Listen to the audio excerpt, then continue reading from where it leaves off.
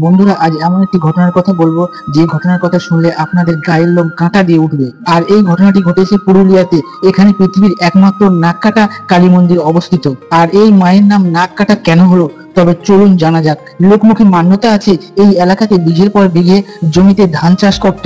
এই ধানের জমিতে ধান পাকলে হানা দিত ডাকাতের দল। শুধু ফসল নয়, গ্রামবাসীদের বাড়িতে গিয়ে সমস্ত কিছু লুট করে নিয়ে যেত। আর এই বিপদের হাত থেকে গ্রামবাসীরা বাঁচার জন্য একটি অসুস্থ গাছের নিচে শ্যামা কালীর পুজো আয়োজন করে। আর এরপর থেকে গ্রামের ডাকাতের দল লুট করতে এলে মায়ের নুপুরের শব্দে গ্রামবাসীর ঘুম ভেঙে যেত।